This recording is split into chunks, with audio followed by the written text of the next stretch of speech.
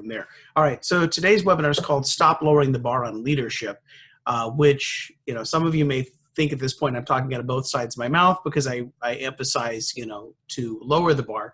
But then there's a time and a place to stop lowering the bar. In fact, I've stopped calling it lowering the bar, but we'll get into that in a minute. Biggest needs for discipleship. I looked at the surveys everybody filled out as they were registering for the webinar today.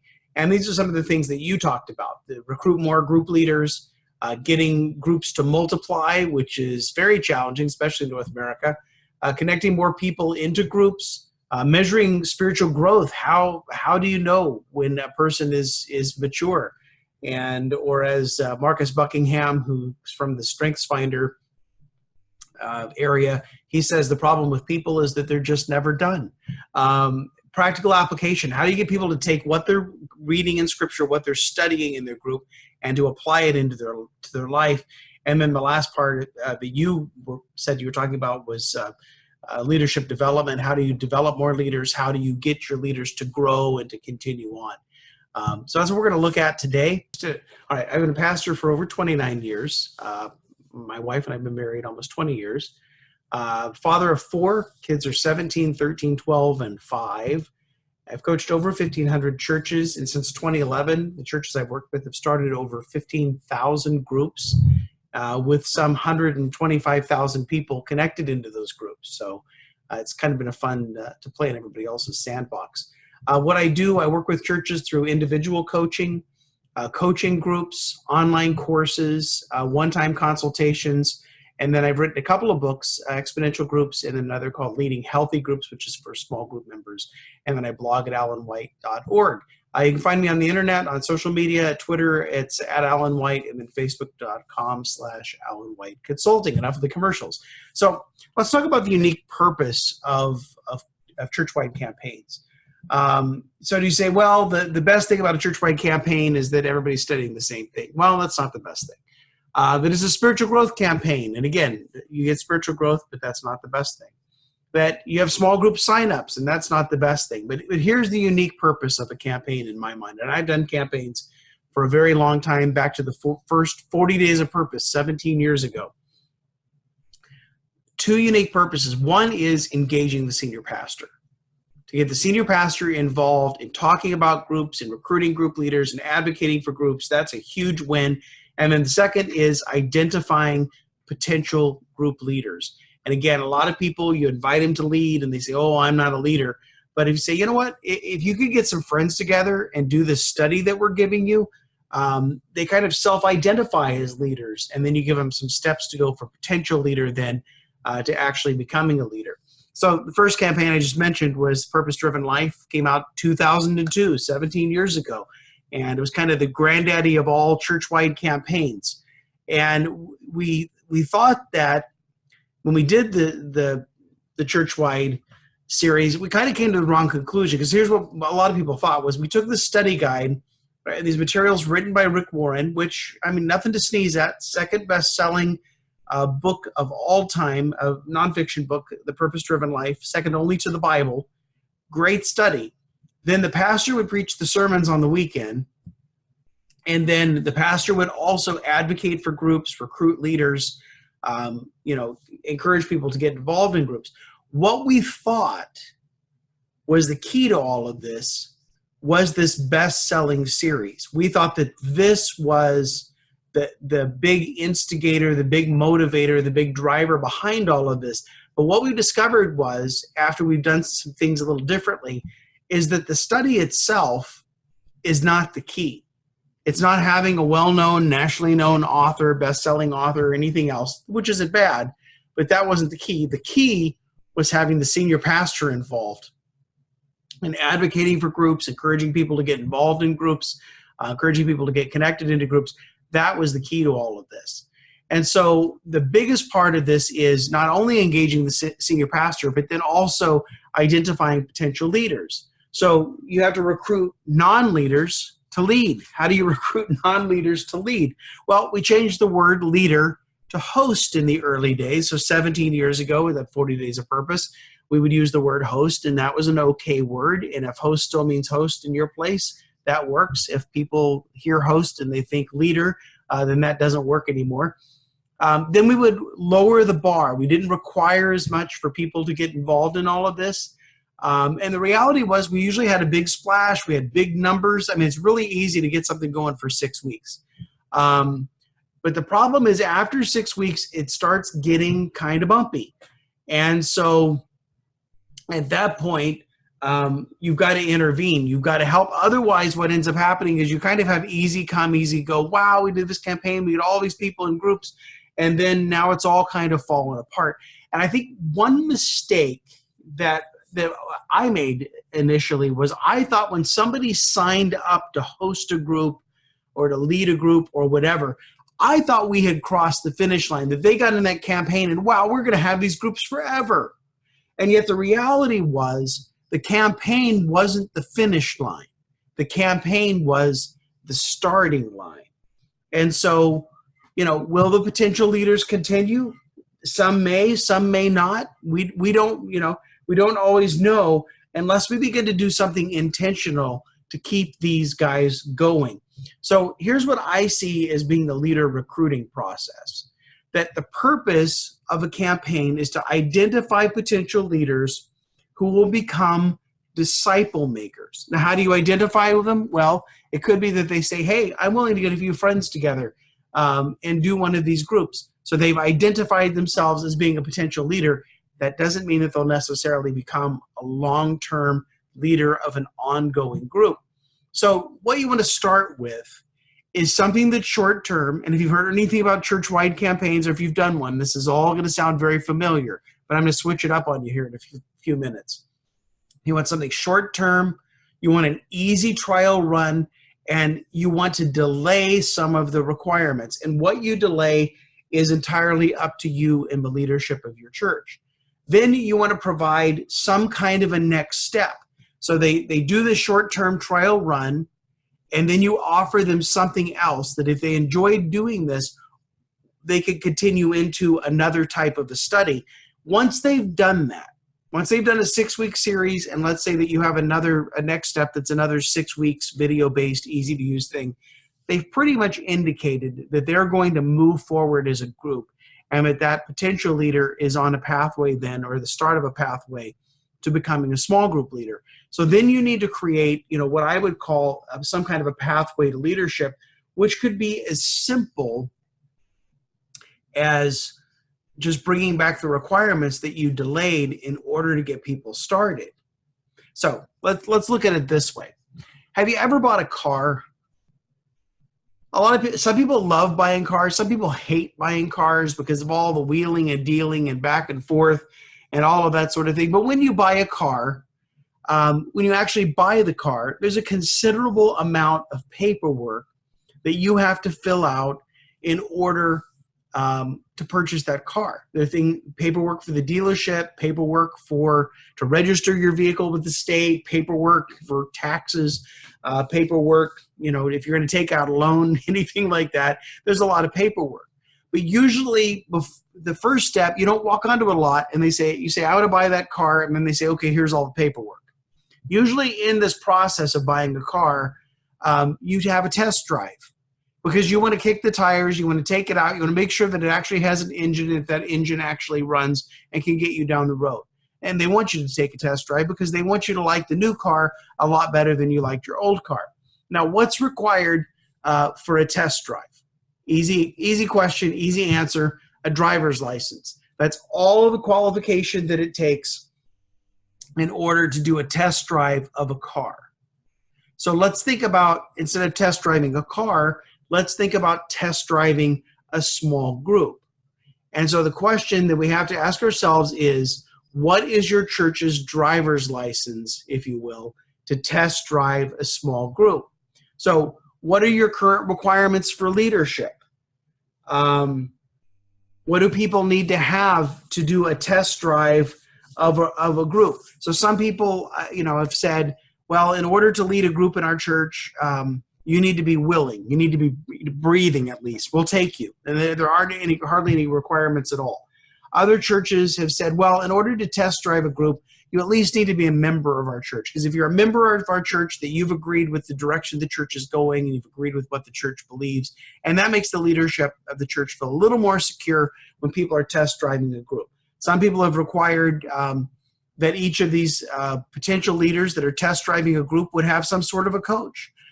Some would say, well, you need to have some sort of training. The question is, what do you feel comfortable starting with? And what could you leave behind temporarily that you're going to bring back later? Now, where I've arrived on this after doing this for a lot of years in the churches I've served, as well as all these other churches I mentioned earlier, where I've landed on this is, if I can get the person who is willing to try a group to come to a briefing and get some initial, here are your directions, but then at that briefing, I introduce them to an experienced leader who's going to walk alongside them during that 6 weeks, then I feel good about that. Now, other churches, it's a little different. A few years ago, I worked with Oak Cliff Bible Fellowship in Dallas, which is Dr. Tony Evans' church. And they said that we're going to, have hosts instead of leaders, which I said, okay, that's fine. They said we have a requirement. And the requirement is that everybody who hosts a group has to be a member of our church. And I said, okay, well, we'll see how that goes. And inside I'm thinking, we're not going to start 50 groups in this church. I said, how many members do you have? And they said, well, we have 7,000 members. I said, well, I can work with that. And so we got started on that. And I knew that Dr. Evans was willing to do this. And I would meet with his team regularly, over like a Zoom conference like this. And one day I came in and there was a little bit, you could show there's a change in mood in the room. And I said, well, what's going on? And they said, well, we were talking to some of our experienced leaders. Now, bear in mind, their experienced leaders had gone through 1 year of leadership training in order to be called a leader at Oak Cliff Bible Fellowship. That's a very high standard for leadership. And now they were going to try this host approach that as long as somebody was a member, they could wait and not do the 1 year of training yet. Well, some of the team that I was meeting with had heard back from some of these leaders that had gone through the 1 year of training, and they heard a lot of concerns. And the concerns went like, well, this is going to create a lot of chaos, and you're just going to let anybody in. And part of it in there was a little bit of, hey, we paid our dues, and now you're just going to open this up and let anybody lead a group. And so the team that I was meeting with kind of rehearsed all of this for a while, and then after they kind of got it all out, which I let them get it out because I could tell that these were not only the issues of their seasoned leaders. For some on the team, these were also their issues as well. And so I let them rehearse all of this. They finally came to an end, and I thought, Lord, I need something to say to these people because I don't know what to say. And it was one of those moments where you open your mouth and words come out, and you're like, wow, those were not my words. And so they came to an end of rehearsing all of this angst about, letting anybody that was a member host a group. And I said, this isn't a call to leadership. This is a call to obedience, because we're all called to go and make disciples. And then it got really silent on the other end. And I thought, oh no, I've killed it. And somebody finally spoke up and they said, would you repeat that? Which I gladly repeated. I said, this isn't a call to leadership. It's a call to obedience, because we're all called to go and make disciples. And that moment, that thought kind of broke all of this, that they proceeded to recruit people to host groups.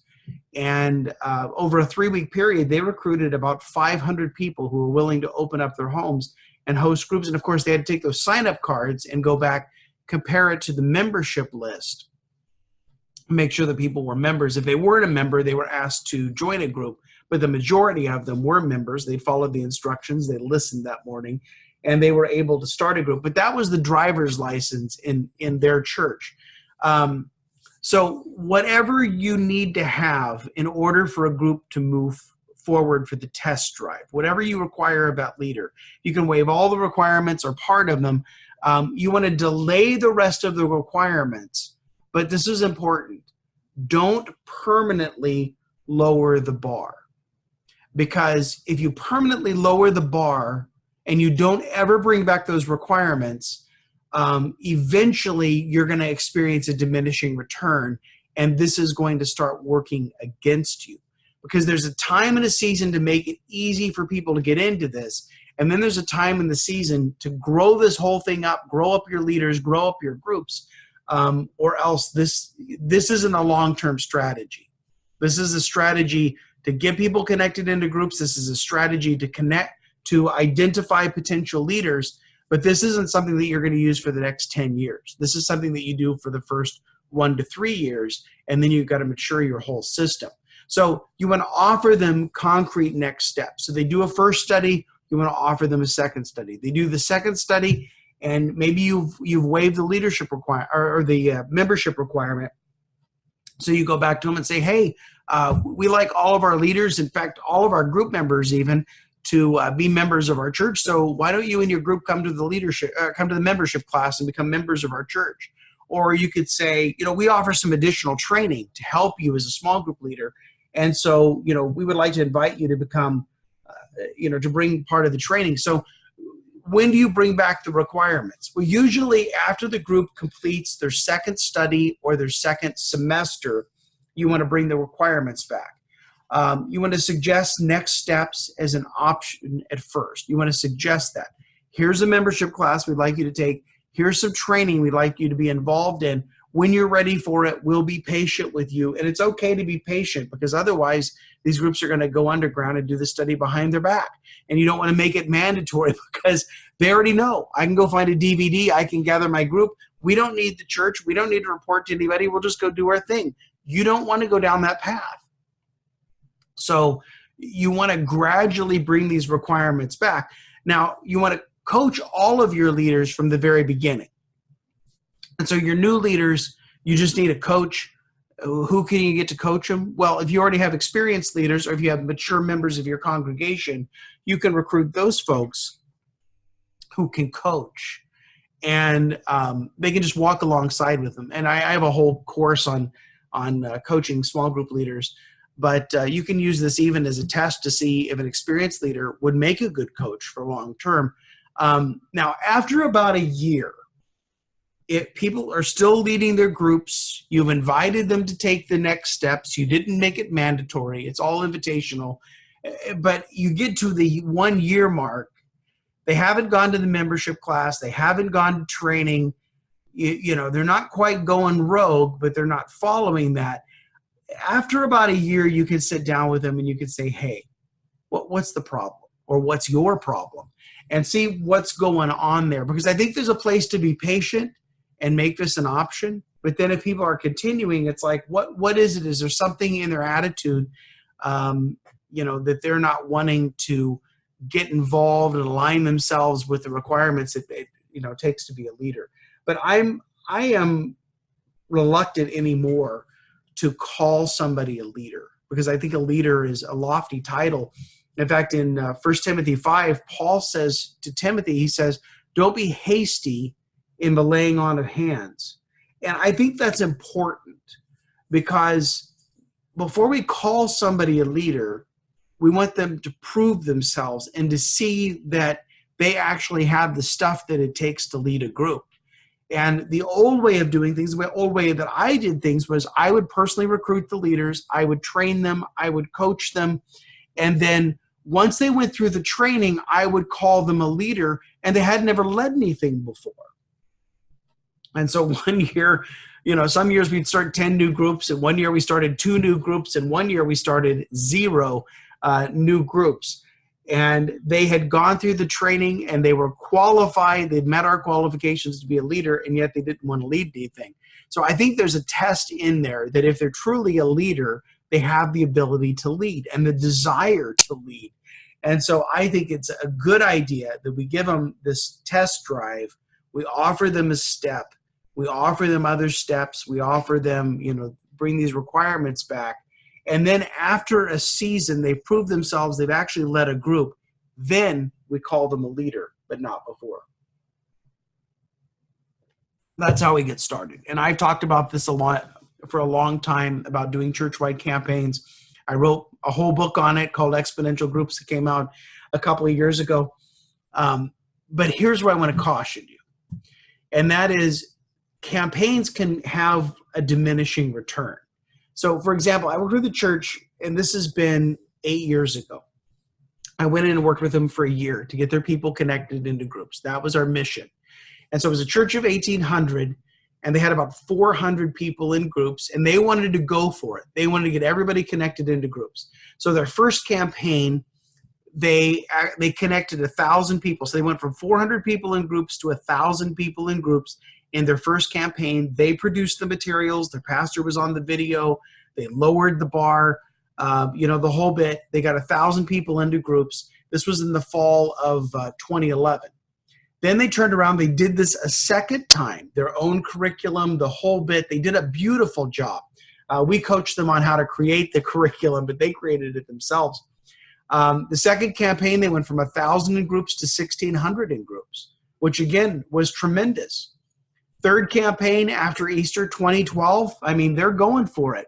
And they ended up with actually at a place where they had over 2,000 people in groups in a church of 1,800 people. Phenomenal, right? Well, here's the down part of the story. I worked with them that first year. When I left them, they had 2,000 people in groups. They were doing amazing. 7 years later, for 7 years, they did a sequence of self-produced campaigns, which is a lot of work. I got to give them credit for the effort that they put into this. But they did 3 times a year. They did these self-produced campaigns 7 years in a row. And then not only did it stop working, it started working against them. And so 7 years later, when I came back in to work with a new staff member at the church, they were actually had less than 400 people in groups. Now, some people would stop and say, no, wait a minute. What I'm saying is, this is what I'm actually saying, is that 7, 8 years after we did this, they had fewer people in groups than before we even started with them. So obviously this thing that I'm talking about doesn't even work. That's not what I'm getting at. It worked in year 1. It worked a little bit more in year 2. But then about year 3, and certainly in year 4, it stopped working. And the reason that it stopped working was that they kept doing the same thing. They kept the bar low. They kept the felt need topics going, but they needed to change something. And so here's what my assessment of what went wrong. That after 3 self-produced campaigns every year, there's typically a 1 to 3 year window to identify your new leaders and to connect people into groups. It's a 1 to 3 year window, and if you push beyond that, then you're going to begin to experience a diminishing return. They did 3 campaigns per year. They did it for 7 years. They kept the bar low. They never brought back requirements. They never required much else of their people than what they were doing. Just get together with some people or have people sign up and do this video-led study. They had no coaching. Nobody was there to invest in the leaders, encourage them, and support them. And so here's the biggest problem was they did the test drive over and over and over and over again, but they never reached a point where they said, hey, we need to grow you up as a leader. We need to grow you up as a group. We need to expect more of you. And so what worked really well in the first year or 2 began to fall apart. And there were some other factors in there that I'm not going to go into. But these were the main factors. They didn't ask any more of the leaders. They didn't put them on a pathway to leadership. They didn't challenge the people with different topics. And so this is my caution. This is why I say stop lowering the bar on leadership. Instead, delay the requirements, because the idea of delaying the requirements is eventually the requirements are going to come back. And you want the requirements to come back. So when you look at phases of groups and growth, we could take a model from Scripture. We could take a model from Jesus and his disciples. And I'm sorry you have to the whole chart all at once here, but this doesn't reveal. But I look at it as three phases. And the first phase is come and see. The second phase is come and die. Unless you take up your cross daily, you are not my disciple. The beginning was easy. You want to be a disciple? Follow me, right? Second phase, not as easy. And if you want to be my disciple, you must die to yourself daily. And then phase 3 is to go and make disciples. So these are the three phases of a group. So the purpose of phase 1 is connection. Come and see. The purpose of phase 2 is growth. Come and die. Purpose of phase 3 is mission. Go and make disciples. Now, these don't have to happen in this order necessarily, because we're always going to be growing and we're always going to be on mission and we're always going to be connecting to new people. But I think that as we get started, it's easier to attract a person to a group with come and see than it is to try to attract a person to a group with come and die.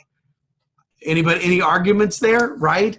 So if you want to get a bunch of people connected, I mentioned this earlier, one of the vehicles you use is a church-wide campaign. And you get a lot of people connected. You identify potential leaders, and that's a great vehicle for people to connect. Then you get into growth, and you get into what I like to refer to as experiential learning. And the idea is that the group members are doing some reading on their own that leads up to the group discussion. The group serves together. The group takes risky things. They go on mission trips together. They have prayer meetings together, all kinds of stuff. And then the third part of this is what we call servant leadership. And so some of this is group members that leave the group that they're in to go out and start a new group. But another part of it is just identifying needs in the community and just having conversations with individuals and sharing, their faith.